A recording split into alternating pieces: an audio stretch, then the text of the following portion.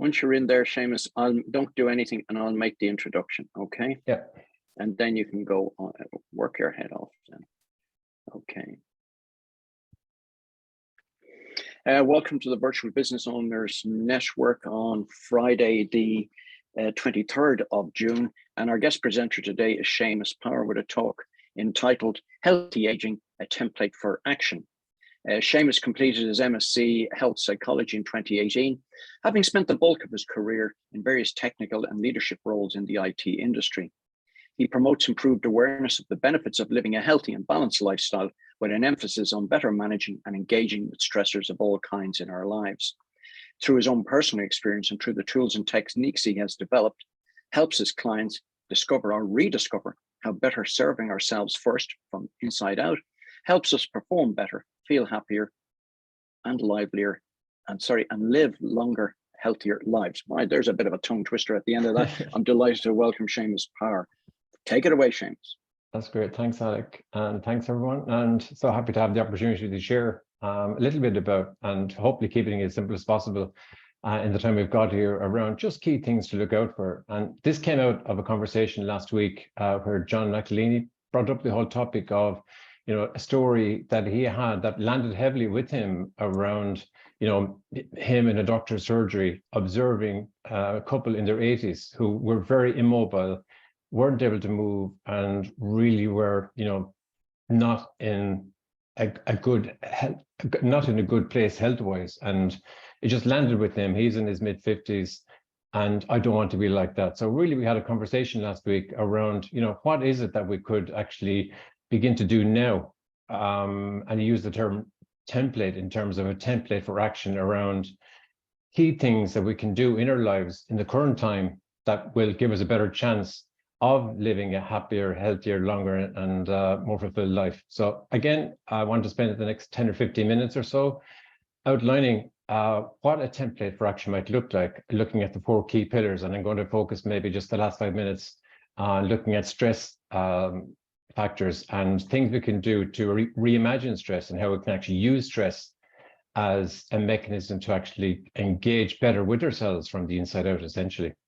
So this next picture really is how we might imagine our future years. So we'd like to think our future years are going to be where we're very much emotionally strong, mentally strong, physically strong. And that's, I think, the picture most of us would desire for ourselves. So we're going to be, living a very active life currently now in our careers, being very fulfilled in our careers, very fulfilled in what we're doing in our lives, with our families, with our profession, with our careers.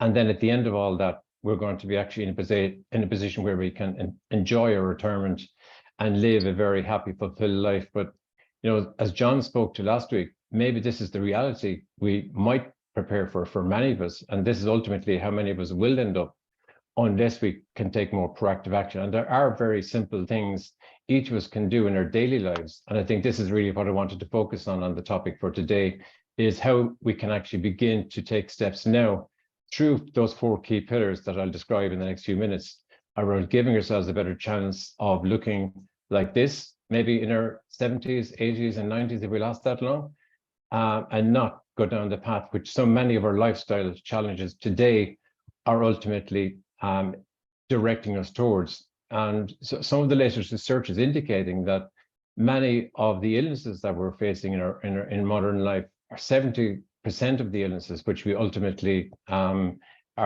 affected by are based and contributed to our lifestyle. So again, there's 4 key pillars of lifestyle. The first one is nutrition.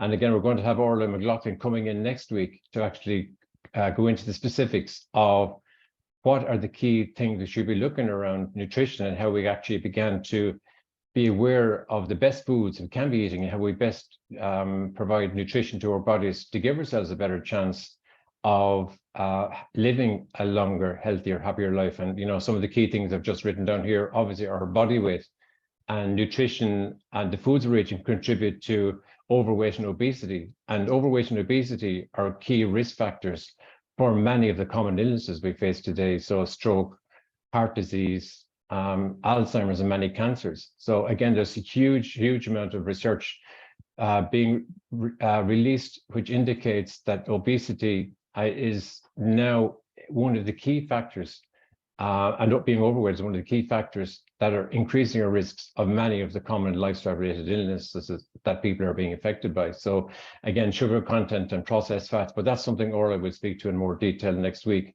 But really the key takeaway from the nutrition side here is our body weight, and having and making sure we are conscious of the impact of measuring and being aware of our body weight and what our ideal weight should be, is something that Orla will speak about next week, and I would always speak to my clients about, is being aware of, and I'll show a very simple technique later on to assess your belly fat, for example, and you can do that within a couple of minutes, and maybe that will land as a wake-up call for you to maybe become more aware of your body weight and simple things you can do to actually begin to engage through movement or exercise, for example. It could be one of the ways you will look at reducing your weight, would be around the diet, obviously, but movement and exercise. And there's three key areas around movement and exercise, which is the aerobic or the fitness of being able to take a walk without feeling breathless.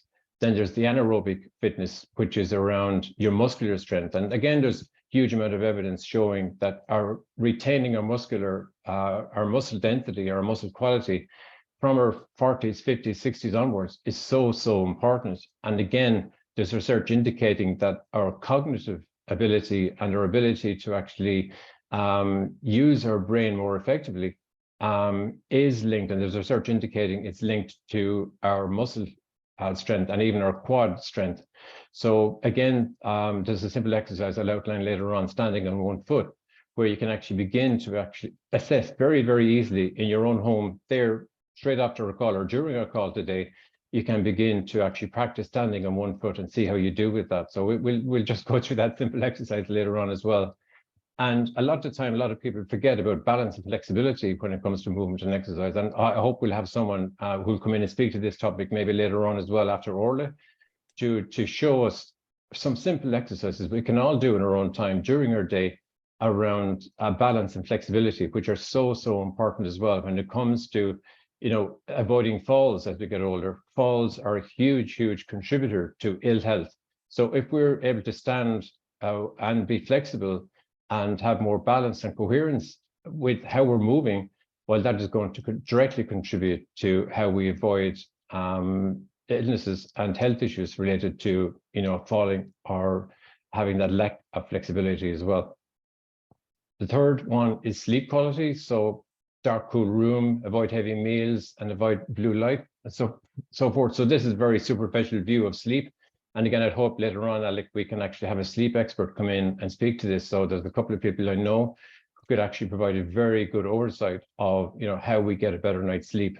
And all are really tied into each other. And the final really is reimagining stress. And stress and sleep quality go hand in hand, really. So when we're engaging better with stress, which we'll talk to in more detail in a minute, well, then that can have a very direct impact on our ability to have a better night's sleep as well. So for the remainder of the time, I really wanted to focus on this final part, which is where I spend most of my time working with myself and with my clients, is how we can better be engaged with stress and reimagine stress and use stress actually as a tool rather than something to be avoided. Because stress and certain elements of stress are actually really important for us to help us wake up in the morning, to be motivated to do the stuff that we should be doing, that we love doing. But there's a certain point where it comes to that stress becomes a real problem for us. And that's really something I wanted to speak today.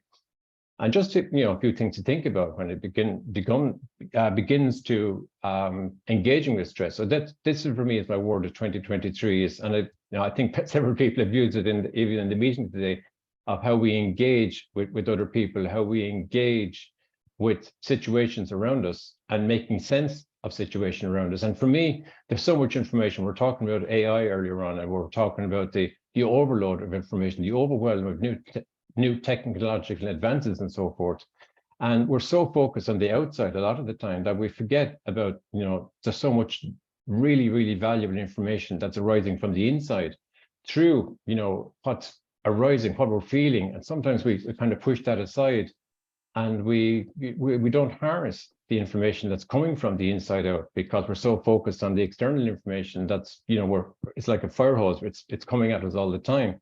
And then we simply don't have the ability a lot of the time to be able to actually harness a rich source of, deep wisdom basically within ourselves through engaging with those feelings of stress. So that's my key takeaway, I suppose, from today, is to stop and begin to engage and notice the signs of stress. So it's really then beginning to actually have the presence of mind when you're feeling that sense of overwhelm, when you're feeling the sense of stress, when you're feeling pissed off by what someone has said or a situation that you're in. You're actually stopping and taking note of, I'm noticing that. And this is, what Susan David, who's a huge influencer of mine, talks about in emotional agility. She talks about noticing as the first step to being able to actually give yourself a chance of processing and making sense of that valuable information that's coming through the stress. So stress is no more than information, and it's valuable information. And I think that's really, really important as a starting point for all of us, is to become aware of, engage with, well, first notice and then engage with whatever is arising, basically, whatever is causing us to feel uncomfortable. So it's about stopping, and breath is a huge, huge tool I use in helping people to begin to do something practical in terms of that process of noticing, of being aware, then having the fortitude or the presence of mind to stop, to breathe, and then to practice, because that's really how we build our emotional muscle, essentially. The same way as we build our physical muscle, is going through the steps of noticing, of stopping, of breathing, of engaging, making sense of, moving through it.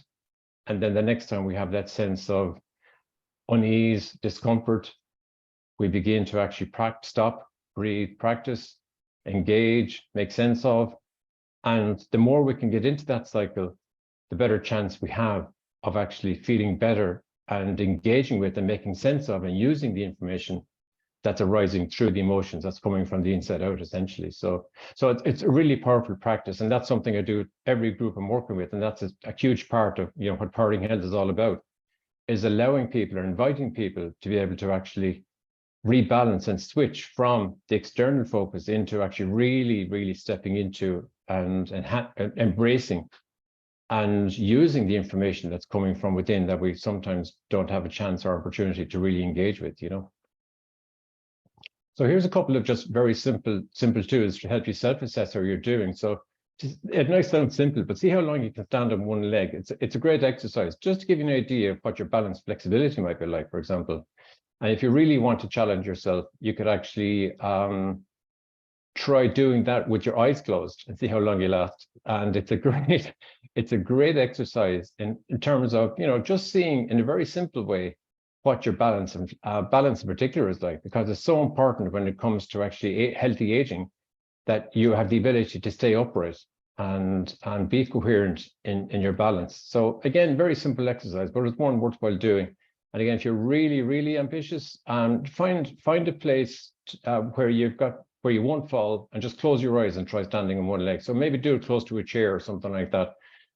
Just put one leg behind the other, just behind your calf muscle, and stand on one leg and see how long, and with your arms folded, and see how long you can last with your eyes closed. But do it with your eyes open first, okay? And again, there's another very simple exercise you can do with a piece of string to give you guidance on your waist circumference. So if you have a piece of string, just like the piece of string I'm showing here, cut the piece of string so it's your height. So measure yourself and cut the piece of string to be the same, to be your height. So whatever it is, 1.7, 1.8, 1.9 meters, whatever, basically. And then take the string, take it in half, just fold it over in half, and then try and bring it around your waist. And just bring it around at the height of your belly button. So that is a very simple way of actually assessing your belly fat. So if you can actually, it goes all the way around and it meets in the middle, that's fantastic. You're just about, having the right waist circumference versus, that's ideal for your body frame. If you're finding that you do this exercise and you've got a few inches left, basically, it's not going all the way around, well, then it's a bit of a reminder of maybe there's something you can actually do to focus on your diet and reducing belly fat, you know. So that's, again, a very, very simple exercise. And maybe it'll act as a wake-up call for you to begin to, you know, take action and assess on where your opportunity is around, you know, taking one step towards, you know, improving your chances of living a longer, healthier, happier life. And again, anytime we focus on reducing our weight, it's a great step towards increasing our chances of avoiding some of those common illnesses I mentioned earlier. And again, the final piece, which just takes a bit more effort, but it goes into specifically to the stress side of things, which is list your top 3 personal or professional stressors. So again, this is a very practical way of, you know, tying into stopping, engage, and maybe breathe through this process as well. So give yourself some time, maybe 5 or 10 minutes of time,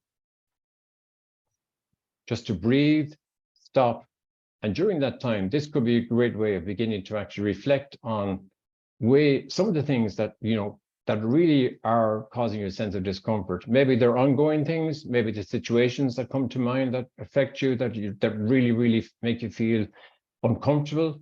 And again, this maybe is an opportunity as well for you to think about how you take more responsibility for your stress and not blame others. So going through a process like this can be really, really powerful in terms of you making sense of, which we used that term before, of, do you know what? The stress is coming from within me. It's not someone else that's causing my stress.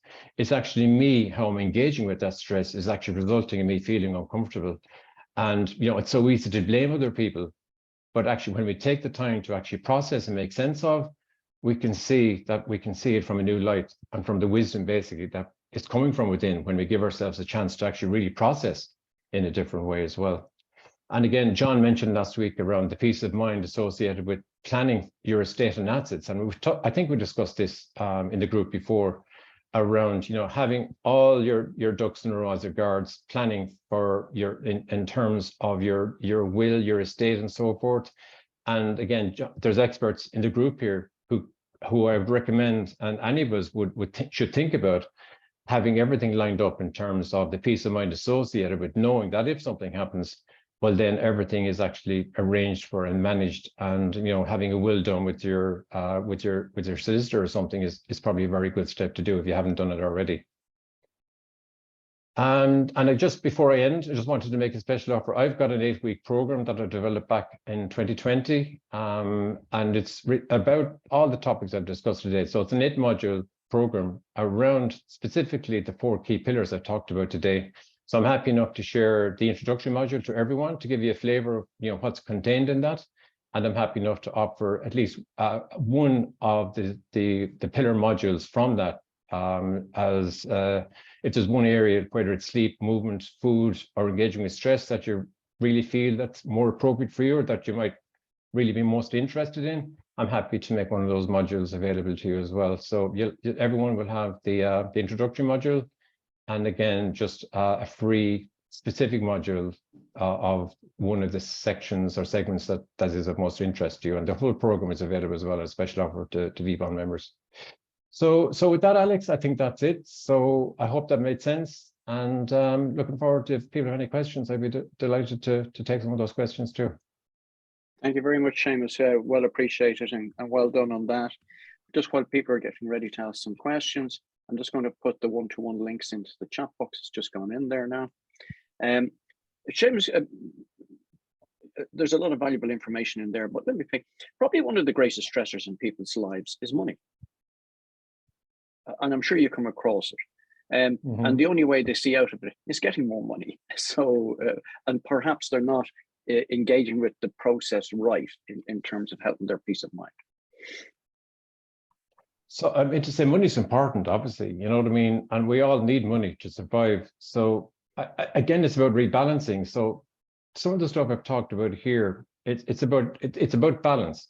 And you can't live life without money. Okay, so money is important, but it's not everything either. So that's the conversation I have with clients when I'm speaking to them. It's around the perspective and context of how big a priority is money. And for most of us, obviously, we need an income, we need a salary, we need regular income, or maybe if you're a small business owner, it's irregular income. But it's actually being able to actually process what's coming in from the inside. I mean, a lot of my work is heart-based work. It's around focused on giving yourself the space and time, because become overwhelmed when you become focused too much on the money side and the practical external side. It's very important, of course, but it's at the expense of ignoring what's coming up on the inside. And that for me is a great first step, is even that fact of being able to actually defocus from, the worry, the stress associated with the time you spend thinking about money. But when you give yourself a chance to actually look at the other aspects of life and gratitude, which is a huge part of my work as well,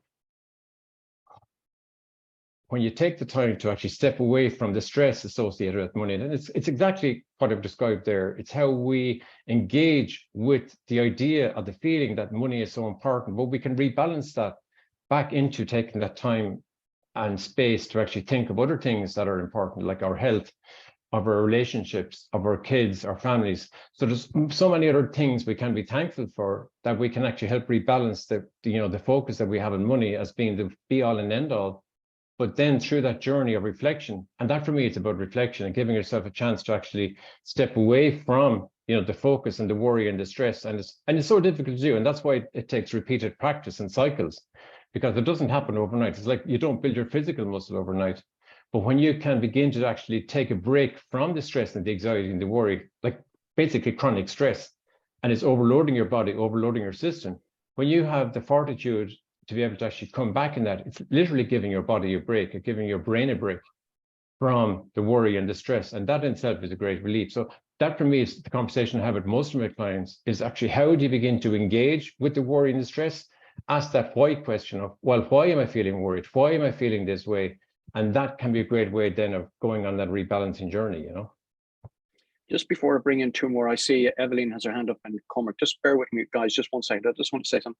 As I said, I mentioned I gave a talk at the Professional Speaking Association last week. One of the things I said is very important to look back. Look back at the lessons from our previous generation. This is more a comment. You needn't give a lengthy comment on this, Seamus. But I remember my father saying it to me when I was sort of a child, when I was worried about something. You know what Sonny would say? Today's mountains are tomorrow's molehills. And we often get focused and we forget that what seems huge in our mind now, within a very short space of time, become little or nothing. I think people lose out on that. Evelyn, you can unmute yourself and ask your question there. Thank you. Thank you, Alec. So thank you, Seamus, for your presentation. It's great, and it does resonate with me a lot. Just wanted to ask you, do you have a definition of stress? Because that's a word that we hear a lot about, that is often related to work situations or business situations, but I think there is a wider meaning to it, and I wonder, from a psychology or mindfulness standpoint, is there a definition of stress? Well, I have my definition, I suppose, like of stress, which maybe goes against, like, stress is that feeling of overwhelm and sense of loss of control. You know what I mean? So that's going back to the kind of definition of what stress is. But for me, stress isn't something that just happens. We have a lot more control and choice in what stresses us and not. I mean, that's the whole point of the work I do, and in my own experience. So when we make that choice, we can accept, think that, I have to feel stressed, because if I'm not feeling stressed and pushing myself, I'm not really, I'm not really working hard enough. You know what I mean? So we feel it always becomes a badge of honor, or I've got to be stressed, because if I'm not pushing myself hard enough. But for me, it's the complete opposite to that. It's actually, when you're feeling stressed, it's actually giving yourself the time and space to actually inquire about, well, why am I allowing myself to feel stressed, and why am I, allowing this sense of overwhelm, and where is this coming from, essentially? So, for me, it's about shifting the notion of how we treat stress right now. For me, stress, and goes back to Susan David, is simply information. Stress for me is about being able to disconnect or be dispassionate about the stress and engaging with stress, and not, in itself, the steps I've described are a way of getting beneath and underneath stress and engaging with stress and not pushing it aside. And stress isn't, like Susan David would say this all the time, stress is valuable information. And sometimes we just set that aside and we don't harness the power of that information. So we're using our external business metrics, for example, our quarterly numbers, our business plans, our all the data on our Excel sheets, whatever it is that we're actually processing as information to run our lives and run our business. But we're actually completely ignoring a huge source of stress that's coming from within ourselves. And again, it's, as I've described it, it's reimagining that stress is so important and such a key skill. And, you know, for me, stress is a word that we use all the time automatically, but I don't think we ever think about stress as being a friend or an ally or information. I think there's so much power in us actually engaging with the word stress in a different way, because it's there to help us. It's there. And once we make that choice, and that for me, it's back to choice. Once we take the time to actually process that feeling of overwhelm, that feeling of, you know, something isn't right, that person really pissed me off, that, you know, that situation, whatever it is has arisen, and it's so easy to point the finger and blame that other person or blame the situation. But when we have the presence of mind to actually stop and engage, stress actually is a key weapon in our ability to be able to actually de-stress. So the better we can engage with the stress, the better our ability to be able to actually live a stress-free life. You know, so for me, it's about reimagining stress, you know. Cormac, can I bring you in? You can. Yeah, just really quickly. Sorry, can I just bring Cormac? We have, yeah, go on there. Yeah. Good stuff, Seamus. That's great advice. I'm just kind of wondering from the group, because one thing I find, guys, is that, and I deal in technology every day of the week and digital, but I think that's brought on extra stresses. I know for myself, my system is tied in with Microsoft, and that went down for a week or two, and I spent hours and hours on calls at Microsoft. And I think definitely technology has brought on extra stresses, and it can be hard to deal with that. I hate not being able to control something, and sometimes I don't have the answers, and not having those answers for me brings on extra stresses. I don't know if you've heard that before, Seamus. Yeah, I mean, it's back to how we engage with that, because we don't have control. It's like what Alec mentioned earlier on as well. It will pass, you know what I mean? And it's very stressful at the moment, but it's a key skill to be able to actually make sense of that stress and engage with that stress and accept the fact. I mean, that's another huge word. I think it's so important. Accept, you know, that we don't have control, and that's okay. And again, that's normal. And so in that situation where, you know, you're working with the technology, you're working with the team, and to accept the fact that, you know what, this has gone this way, I don't have control over it. Breathe into it and say, listen, what can I do? I just have to continue to work with the team who are going to be the gateway to resolving whatever issue it is. But there's great, and it's like sitting in the car in traffic jam. You know, you're late for a meeting, and you're getting stressed over it. There's nothing in the world you can do. So just accept the fact, going to be late for a meeting, and develop an alternative plan. Pick up the phone and say, I'm going to be late, or your deputy comes in and they take over the call, and turns into an opportunity for someone else. So it's a way of being able to re-engage with stress in a way that you can actually accept, and then look at alternatives as quickly as possible. And just the power of acceptance and saying, you know what, there's nothing I can do, or even saying that to yourself, and just work with the person that you're working with. That is a great way of being able to actually just work your way through it too, you know. Yeah, good stuff. All right, can I take a last question from Chris there, please? It's not so much a question as a statement, really. I mean, great presentation, first of all, Seamus. Excellent work. It's interesting because we're talking to people all the time, face-to-face and online, about stress. And obviously, going on from Cormac's comment about tech, we're finding now people are getting stressed out because they're missing their post times, because they're reading online that they've got to post at a certain point and they're going to get maximum engagement and blah, blah, blah. And they're kind of chasing their tails quite a bit. And it's like, you know, you're almost a slave to social media because you think that's the place where you're going to get, you know, your engagement or whatever. And I'm seeing a lot of people getting stressed out by that. And I wonder what you think about that. Yeah, I think sometimes we forget to be human. You know, we turn into these robots and we think we're like superhumans.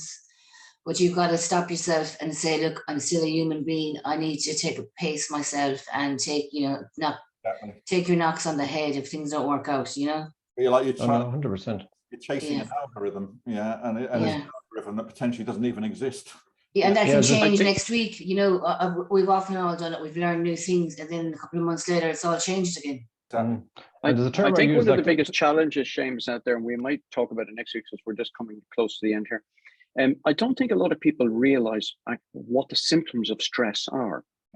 You know, they presume that you're all over the place, but it could be just sheer exhaustion.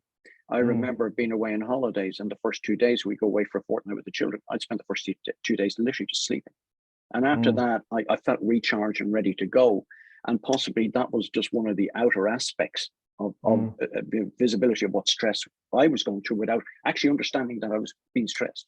Yeah, and tiredness, like for sure. I mean, it's just like the increase of heart rate. And, you know, it's the obvious things that we kind of just let go. We're not attuned into because we're so busy out here. We forget about even those warning signs are not tuned into them. But just before we end, like there's a term like this, we talked about earlier on, artificial intelligence. Is the intelligence out here, a veneer of intelligence, but there's deep intelligence when we give ourselves the space and time to actually connect in here. And that's what I think so many people are missing, is the pace and the focus out here, like as Chris just described it and Denise. But when we take that break, just that 2 or 3 minutes, 5 minutes, whatever it is, or maybe long, whatever works for you, there's great power in being able to actually give yourself that silence and space to be able to process here and process here. So you can't live out here all the time, I think. You can't live in here all the time. But give yourself some time to actually harness that inner wisdom, deep wisdom versus the artificial wisdom, I guess, of, you know, I might label it of the external world, but harness that deeper wisdom as well, you know.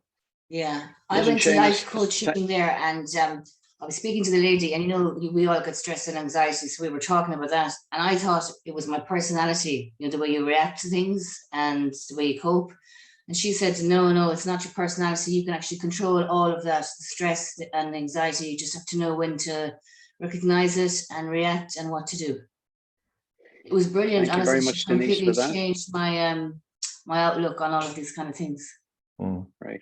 Can I just thank Seamus from everybody here, and I'll stop the recording. Thanks very much, Seamus. Well done. That's great.